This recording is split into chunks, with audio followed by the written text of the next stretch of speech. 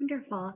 Hi, everybody. If we have yet to meet, my name is Catherine Fleischer. I am a student at the University of Pittsburgh. I am also a proud member of the WRJ.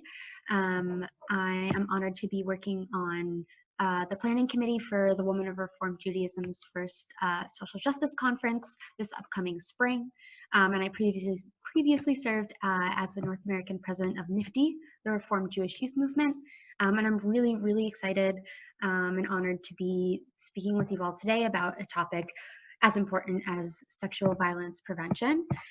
This is the 8th installment of the WRJ Woman Act webinar series. And in the past, we focused on other high priority social justice issues that the WRJ has committed itself to addressing.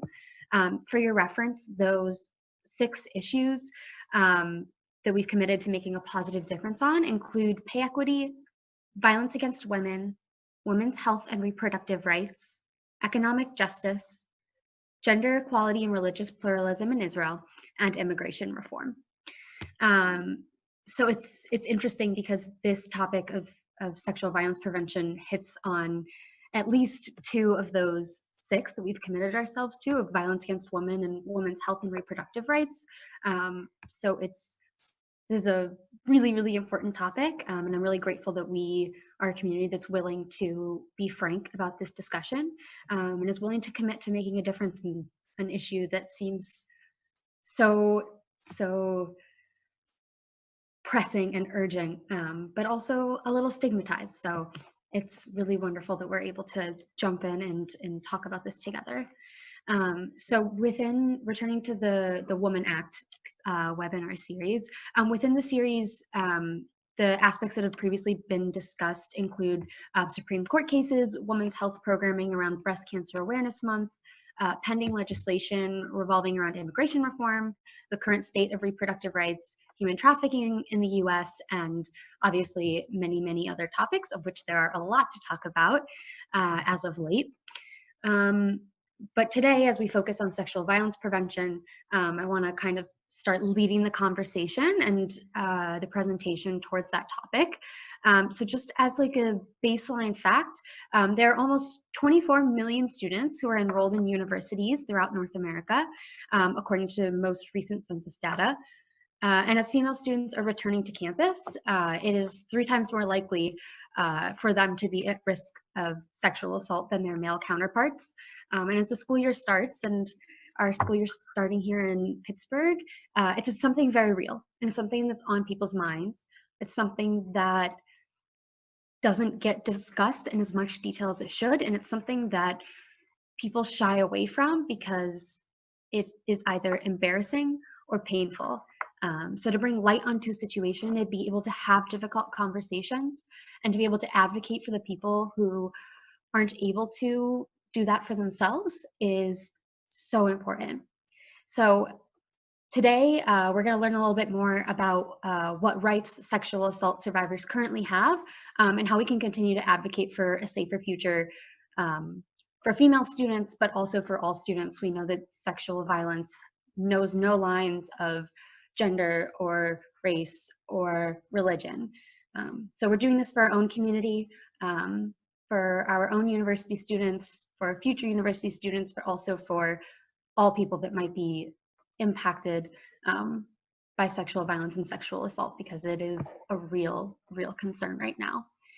So with that, I want to turn it over to Allison Mallinger, who is opening the call, who is the WRJ's Advocacy and Communications Associate, to take it from here. Thank you so much, Catherine. So I'm just going to go over some few logistical things for you all. At the end of this session, we'll have a small question and answer session to both of our speakers, Catherine and Anne, who you will hear from following me. Catherine will introduce her in a second. If you have questions throughout the presentation, feel free to use the Q&A box that you'll find in your toolbar. And also, if you have any questions regarding logistics or anything else, you're more than welcome to use the chat feature as well. You can send messages to all the panelists through that method. And I will turn it back to Anne to be introduced by Catherine. Thank you so much. Awesome. So I'm really excited to introduce Anne Hedgepeth to everyone. She is the Director of Federal Policy at the American Association of University Women, known as the AAUW, of which we have an active group here at Pitt. So as the organization's top policy advisor, Anne drives the organization's advocacy work. She connects with stakeholders and policymakers on the AAUW's policy procedures and field strategies. She was involved in the passing of the Matthew Shepard and James Byrd Jr. Hate Crimes Prevention Act and the Lilly Ledbetter Fair Pay Act, as well as the Violence Against Women Reauthorization Act, including the Campus Save Act. So she is an expert, and we are so excited to have her with us today, and I'm going to turn the floor over to her. Thanks so much, Catherine. I'm really thrilled to be talking to you all today. I apologize that I'm not on video. I didn't do a great job of figuring out my tech before we got started, but hopefully you all can hear me well, which is the goal. I'm going to talk today a little bit about some background information about campus sexual assault in schools to help us all understand the landscape of what students are experiencing. I'm going to talk a little bit about the protection students have and what's been going on policy-wise with some next steps. I have some action items for folks, which will hopefully be a good place for us to go from this conversation.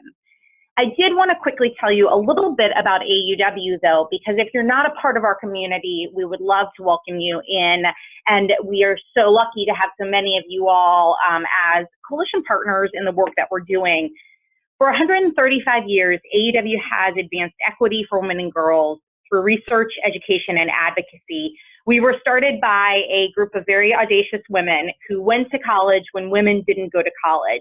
And they very quickly realized that there was strength in numbers, in funding, in advocacy, in the work they needed to do to open classroom doors. So we still provide nearly $4 million every year to women who are pursuing higher education, and we advocate for women and girls to have an equal opportunity to that education. We were on the front lines of getting Title IX passed nearly 45 years ago. Our legal advocacy fund has supported survivors, students, and other stakeholders who've taken on their schools when they've had a problem. And today we continue to ensure that the law is fully enforced and fully implemented, which we'll be talking a little bit about today. I'm our Director of Federal Policy, so I spend a lot of time thinking about what Congress and the administration are doing on these issues and how AUW can help steer policy change in the right direction, hopefully with y'all's help. I know that I don't have to tell you all that students are experiencing sexual harassment and violence across the country.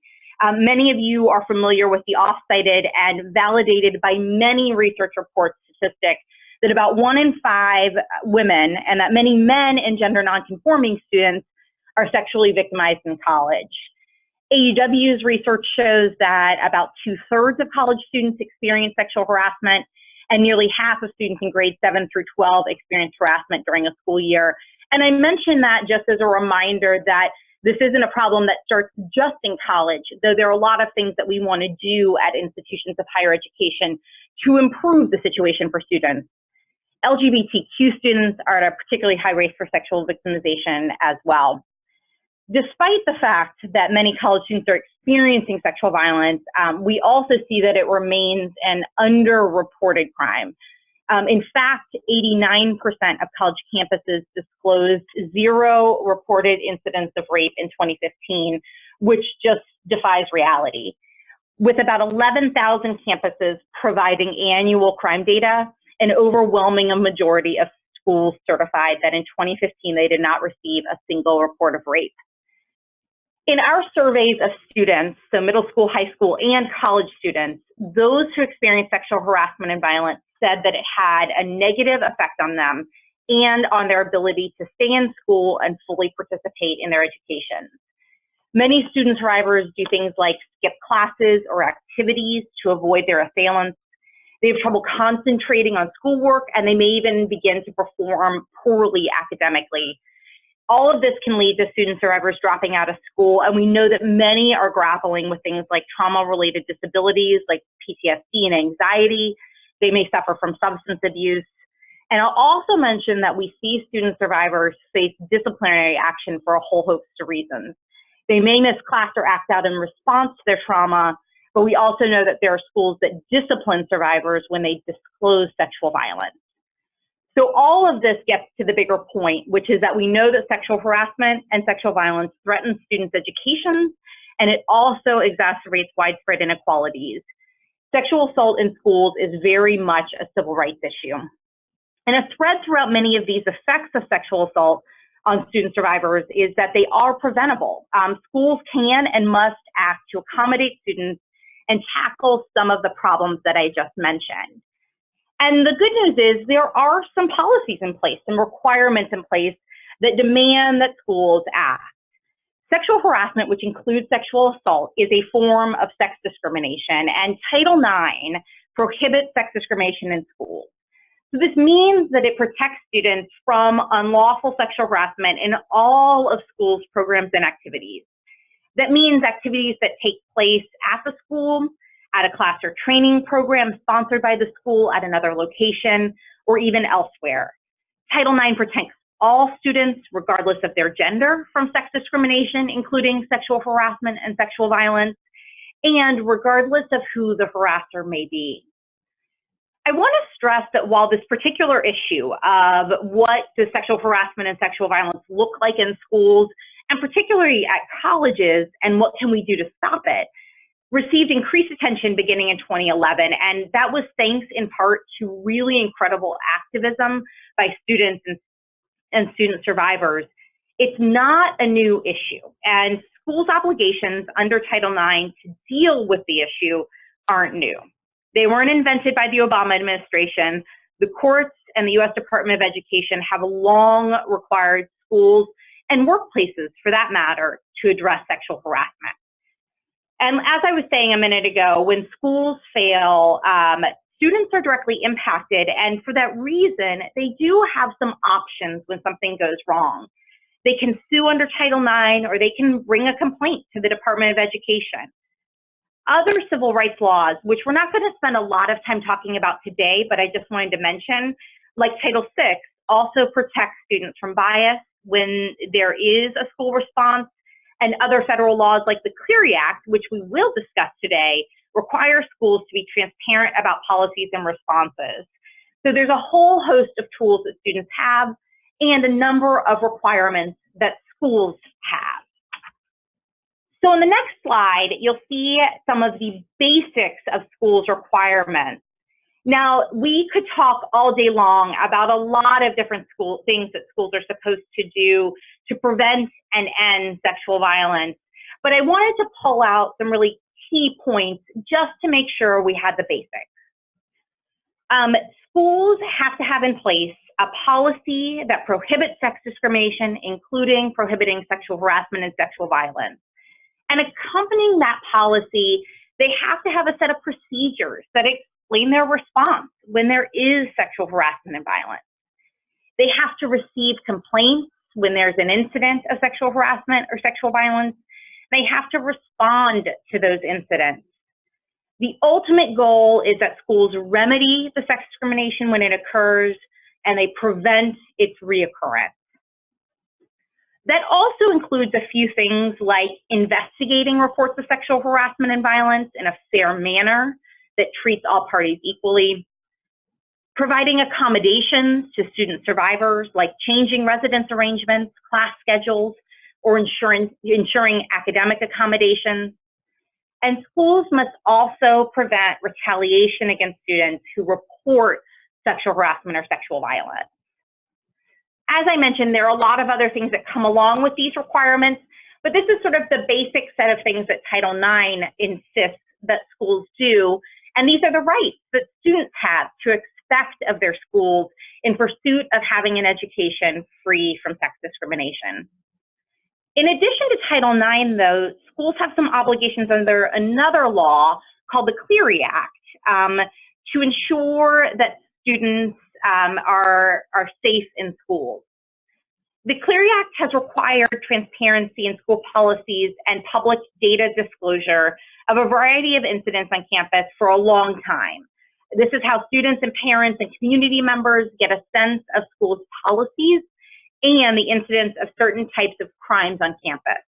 But in 2013, the Clery Act was updated by the Violence Against Women Reauthorization Act, and there were some specific new provisions included regarding sexual assault, dating violence, domestic violence, and stalking.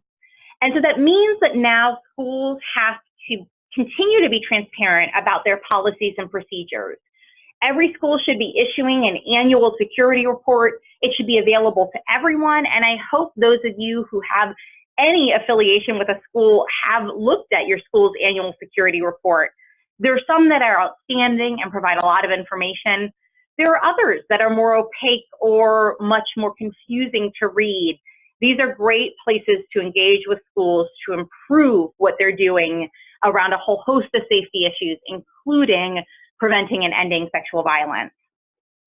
Schools must now report campus crime data about stalking, domestic violence, and dating violence. And this is in addition to the fact that they have long been required to report data around sexual assault. That information should also be in a school's annual security report. But if you're having trouble finding it, the Department of Education actually collects and publishes all of the crime data, and it's available on their website, so you can also check there for that information. Schools had to update their policies around sexual violence, dating violence, domestic violence, and stalking to make clear the procedural rights that they make available to all students, to make clear that they're providing incoming students and new employees primary prevention and awareness programming, and to make sure that they are providing ongoing prevention and awareness campaigns. And schools have to do all of this in addition to Title IX's requirements. Having said all this, it's probably no surprise to you all to hear that despite the reality of what schools could be doing and the fact that the law requires them to do it, many schools aren't meeting their students' needs. And I just wanted to mention quickly a few things that we see pretty commonly before we move on to talking about what's been going on the policy front. We do know that some schools don't have a Title IX coordinator, or that they don't have a Title IX coordinator who's been trained, who knows the full scope of their job. This means there's not someone available on campus for students to go to, and it's a violation of the law. Today, we're talking about sexual harassment and violence, but Title IX coordinators manage a whole host of gender equity issues, and they may be working to end sexual harassment and violence, but that in many ways should be a full-time and specialized job, not just something added on to someone else's role. We know that schools fail to train all staff on sexual harassment policies and responses. Preventing and responding to sexual harassment and violence should be everyone's job on campus, not just the Title IX coordinators. We absolutely still see schools who refuse to receive and investigate reports, many who claim that that's only up to law enforcement. And we see that schools have policies in place that punish survivors who report for ancillary violations or even for having engaged in sexual contact. Ultimately, many of these deeply problematic responses from schools are forms of victim blaming. They rely on stereotypes about survivors and about sexual harassment and violence, but they add up to students being pushed out of school, which is completely unacceptable. These failures on the part of schools are then exacerbated by a changing policy landscape. And this is where what the current administration has been doing comes into play. Many of you know that during the Obama administration, steps were taken to ensure that schools did more to prevent and end sexual harassment and sexual violence in schools. This included issuing updated guidance for schools regarding how they should handle incidents of sexual violence. They released an extensive FAQ document when there were additional questions from all stakeholders. The Obama administration began releasing the names of all Title IX coordinators so that you could find out who yours was. They increased transparency around the complaints they received, handled, and resolved, and they were really interested in meeting with students and with advocates. Some of these steps in the right direction have been reversed by the current administration. So in September 2017, the Department of Education's Office for Civil Rights rescinded some of that newer guidance that I mentioned. This was a letter that had been issued in 2011 about sexual violence in schools, and that FAQ, or question and answers document, which was issued in 2014, that provided much needed clarification about what Title IX requires schools to do to prevent and address sex discrimination in education programs. These documents were really focused on how Title IX requires schools to respond promptly and fairly to allegations of sexual assault, and they set forth a lot of extra information about what the best approaches schools could take to handle these allegations. So the current Department of Education, at the same time that it withdrew those documents, they also issued a new document, a new question and answers document that explains their current expectations of schools. A couple of things that changed, although again, this is not an exhaustive list, but these were things that really stood out to me. From the previous policies, there were several changes that happened. The Department of Education says that now schools can require survivors to pursue an informal resolution or mediation when they've experienced sexual assault, meaning they may have to communicate directly with their rapist to resolve what happened. They listed a time frame that had become expected of schools for resolving complaints, even though the existing time frame had a lot of leeway and exceptions for schools. Now students don't have a good sense of when schools will resolve their complaints. And the new guidance allows schools to use a higher standard of proof, a proof that weights the accused student's perspective and evidence higher than the survivors in their hearing processes if they choose to.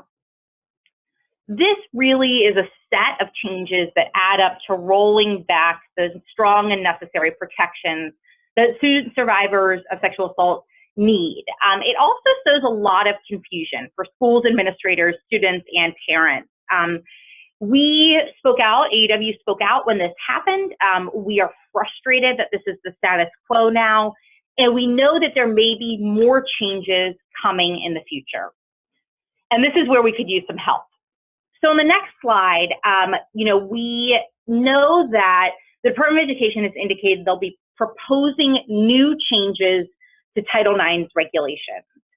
To do so, they have to go through something called a proposed rulemaking. They have to accept public comments. They have to read those comments and respond to them, and then they can put a new regulation in place around Title IX.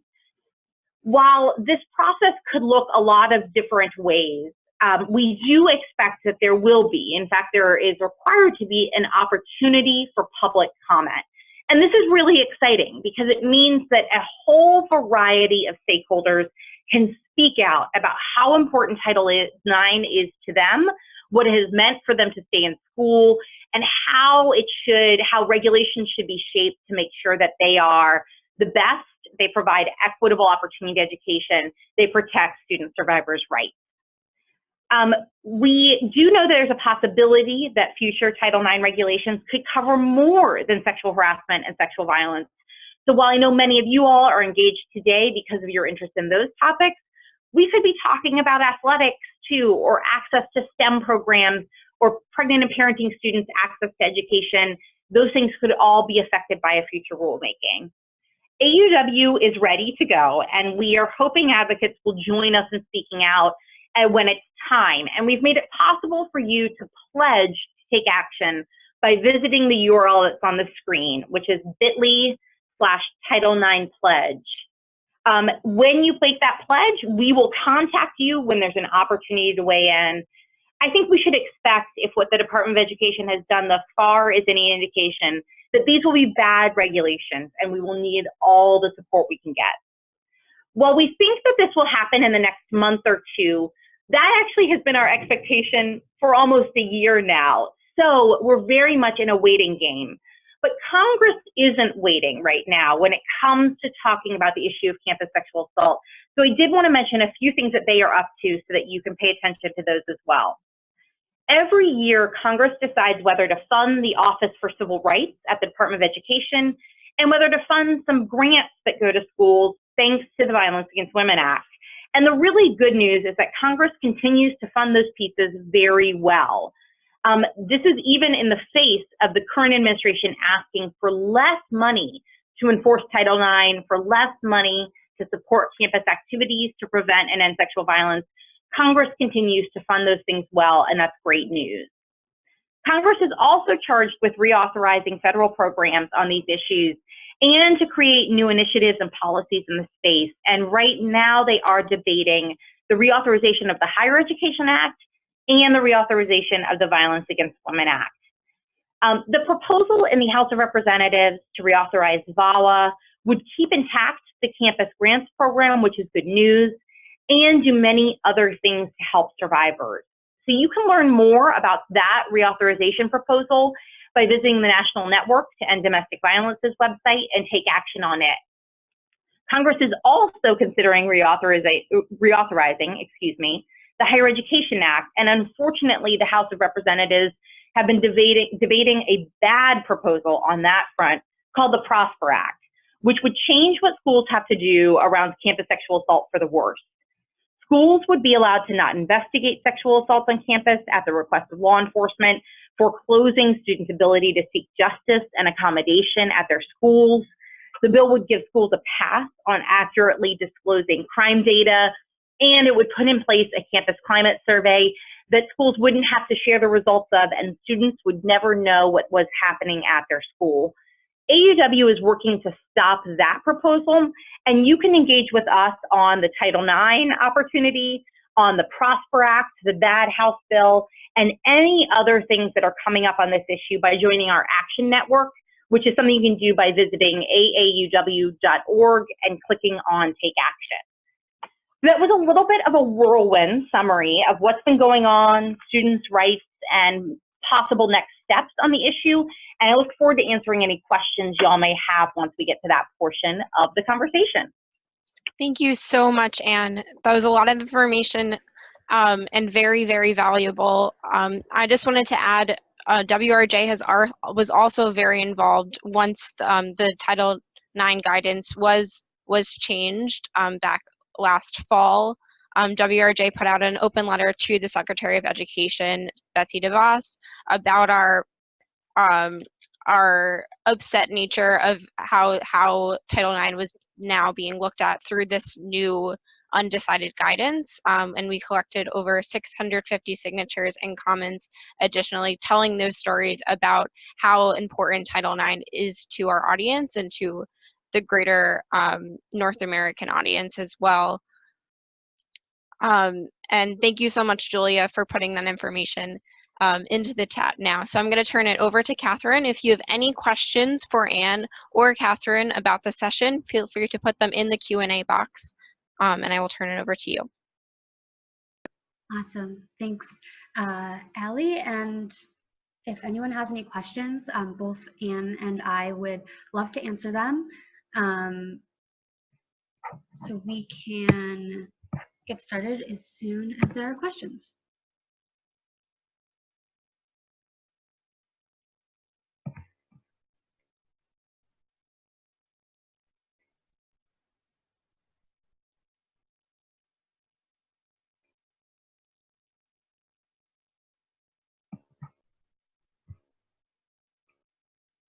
If there's anything revolving how this applies or what the necessity is or anything like that, I know that sometimes there's a lot of conversations revolving around what does the climate actually feel like on campus, and how do individual institutions tackle that problem. And I know Anne can speak broadly to that, and I can speak specifically to it. So anything that's on your minds. Yeah, and Catherine, that's a really great point. This is Anne. I'll mention that one of the things I didn't talk about was the way that some of these things that you can engage on can happen on the micro level, right? On the school level. I sometimes get very engaged in what's happening in terms of policy, but schools can be great actors here, especially if they get some pressure. They can start conducting campus climate surveys and sharing all the information with students and staff and faculty, and students can help shape what those look like. The students have the ability to engage with faculty and staff around putting in place better policies and responses. And there's even an opportunity to advocate at the state level for some of these things in the absence of leadership on the federal level. So I think it's a really interesting conversation to think about what works well and how to implement those things starting in our own communities.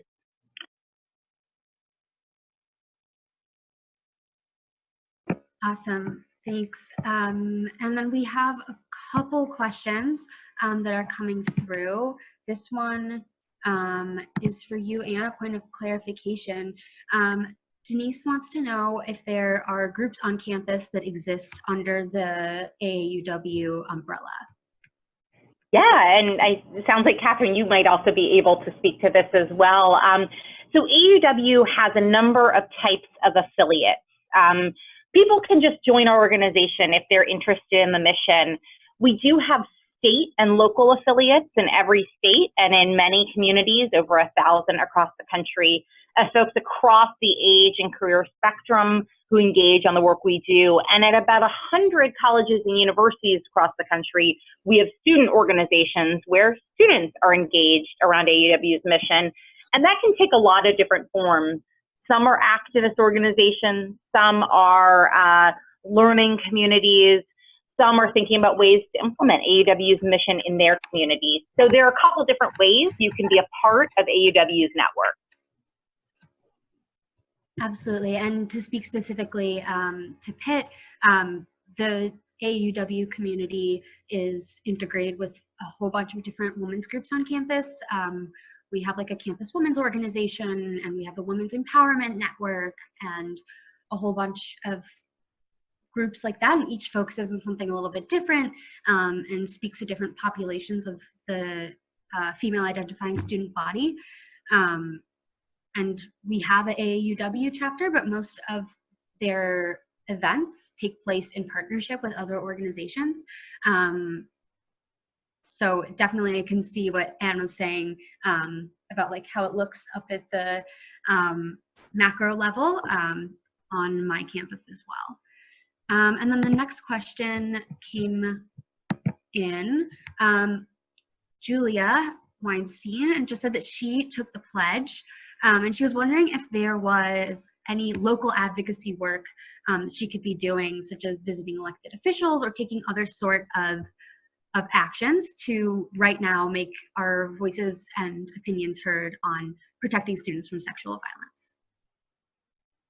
Yeah, thanks, Julia. That's a great question.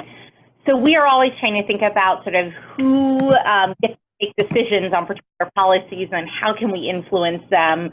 When it comes to the regulations that may come from the Department of Education, part of the pledge is being prepared for when that public comment period happens. So I really appreciate you taking the pledge because it'll get you in the pipeline for when those comments need to come in specifically to the Department of Education. But in the meantime, there are lots of things you can be doing. If you're interested in just speaking out generally on this issue, there's a lot of value in using things like letters to the editor or op-ed opportunities to talk about the importance of strong protections for students, to ensure their civil rights are protected, that they have access to education, and that includes ensuring that they don't experience sexual harassment and violence in schools, and that ultimately that means Betsy DeVos and the Department of Education should stop rolling back protections for students.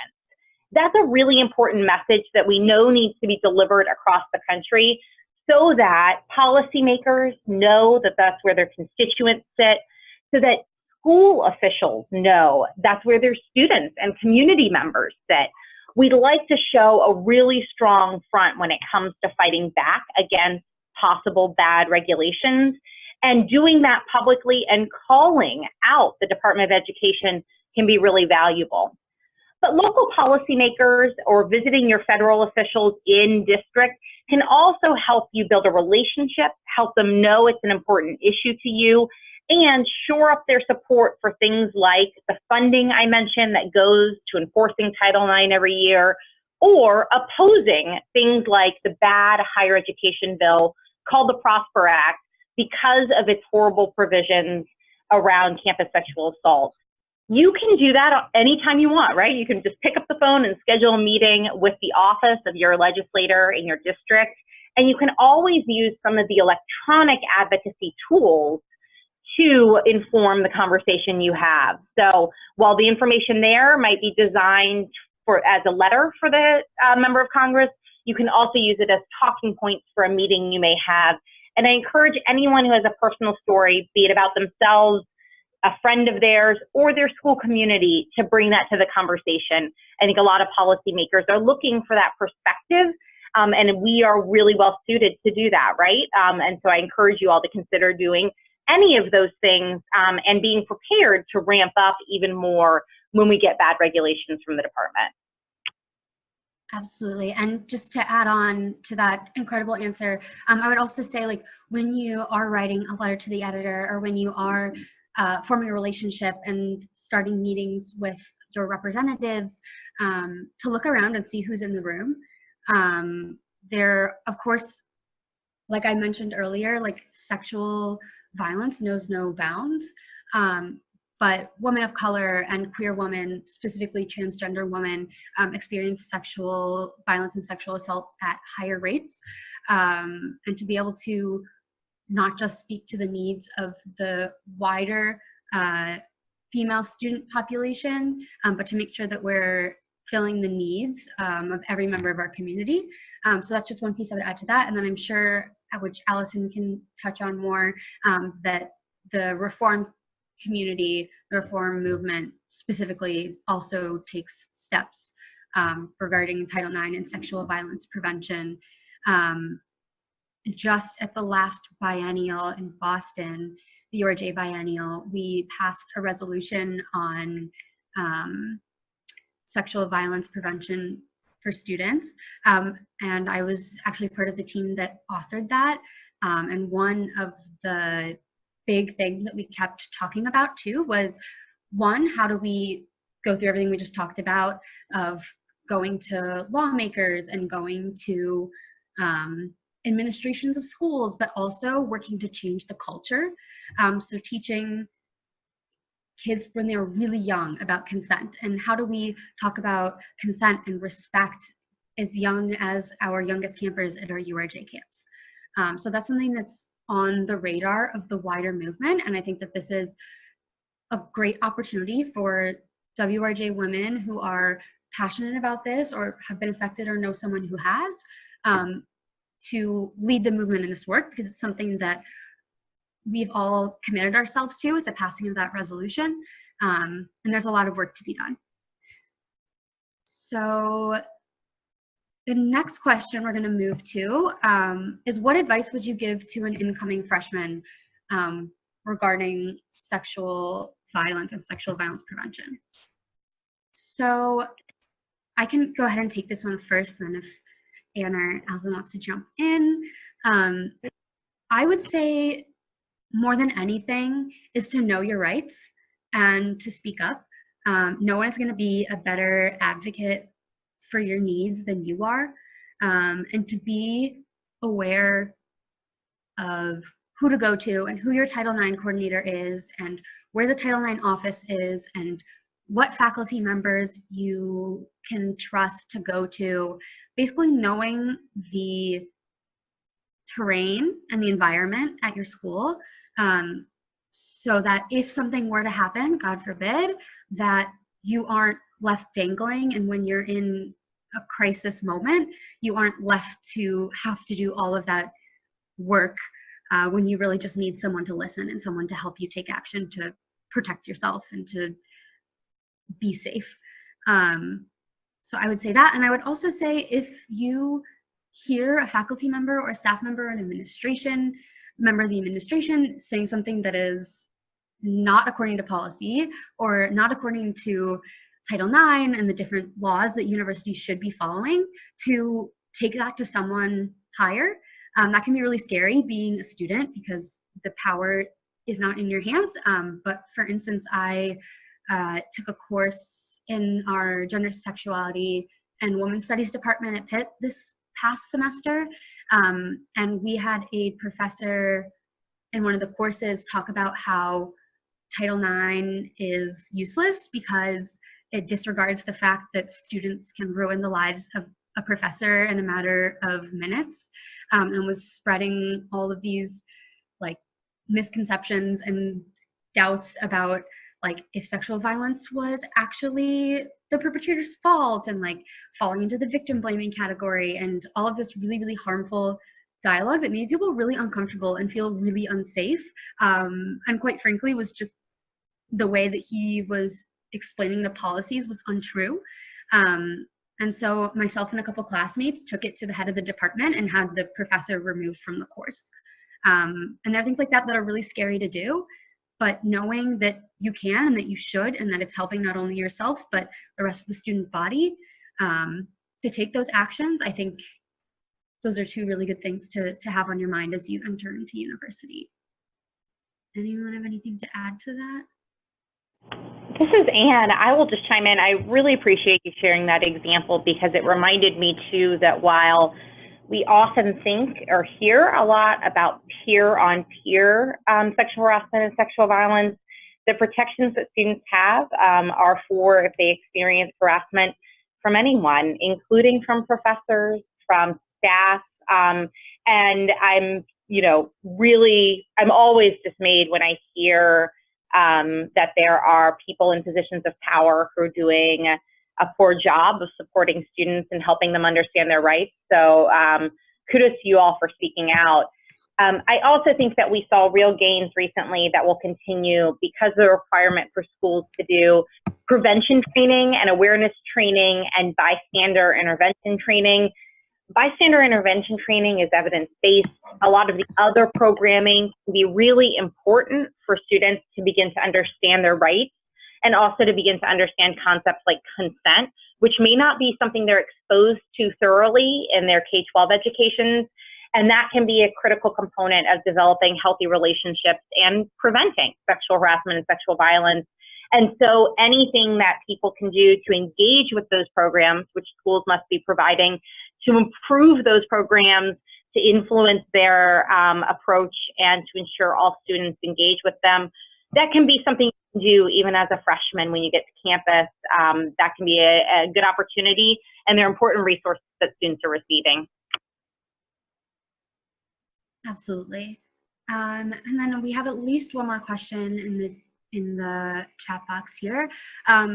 It was mentioned that universities need to accommodate victims, such as making accommodations in dorms and living situations after an assault in order to protect the survivor. They're wondering if that accommodation is immediate, or if it needs to be investigated by another body, or it needs to go to court before that can happen. Like, what's the timeline and the process like? Yeah, accommodations and interim measures can be provided to students throughout the process. So even while an investigation is ongoing. I certainly think that we saw from the past administration, their questions and answers document was really strong on this particular component. It really encouraged schools to consider what are the interim measures, what are the accommodations that a survivor needs to stay in school, because that's the goal here. The current administration's guidance on this is a little less specific, but still asserts that absolutely things like changes in residence can happen throughout the process as a school is investigating, ascertaining what happened, and deciding how to remedy the process. And just as a reminder for everyone, I didn't dwell on this today, that can be happening simultaneously to action by law enforcement if that's what a survivor decides to pursue. It's also, though, something that schools need to do: receive complaints, investigate, take action. They need to do those things regardless of whether law enforcement is involved, because they have a different question on the table. Schools are figuring out whether this education environment is free from sex discrimination and ensuring that students can stay in school. And so, yes, accommodations like residence changes can be a part of the process from the jump when a student comes forward.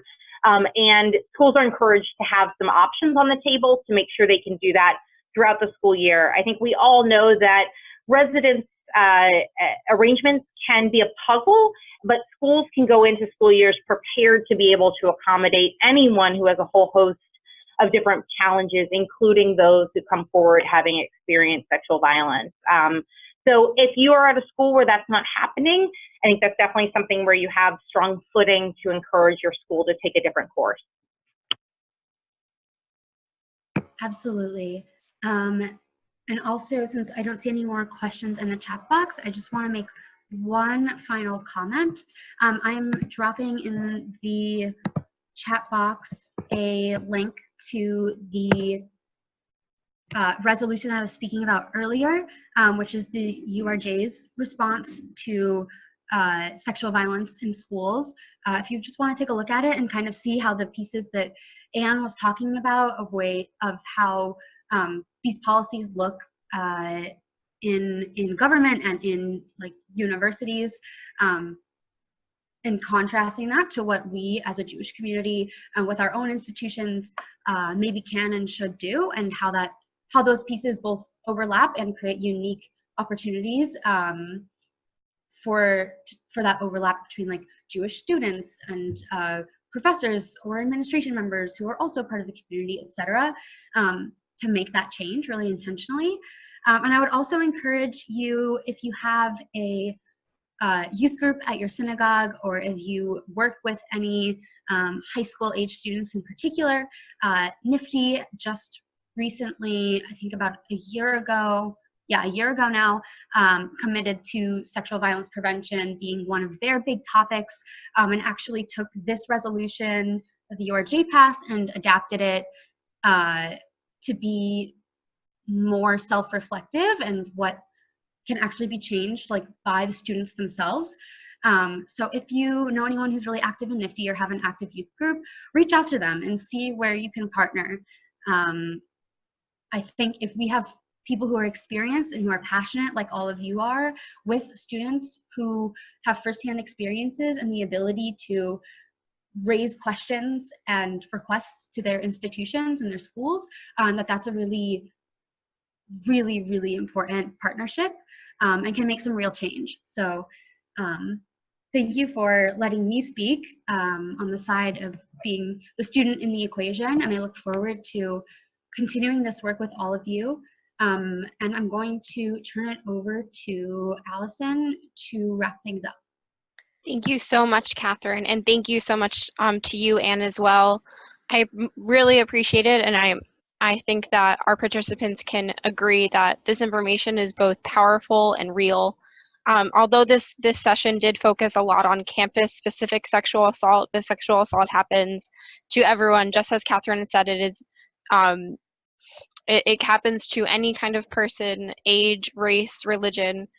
So this can really affect anyone, and it is now our jobs to educate others on these rights that people have in order for this, hopefully, this problem to subside and become a safer world that we all live in. If you enjoyed this session, thank you so much. Please consider joining us for our next webinar. You all will receive a recording of this session following this webinar, in addition to information for our next one, which will focus on gender equality in Israel. We have 2 expert speakers additionally on that session, including Rabbi Noah Sataf, who is the director of the Israel Religious Action Center, and Rabbi Allison Berry, who is the rabbi at Temple Shalom in Newton, Massachusetts, who had accompanied Noah to a recent Rosh Kodesh service at the Wall. So you'll get more information, and thank you so much again to Anne and Catherine. You all will receive information on both of them if you're interested in hearing any more information. If you have any questions about the series at all, or different WRJ actions towards sexual assault prevention, feel free to contact myself or visit wrj.org/womenact. Thank you very much. Have a great day. Thanks, everyone.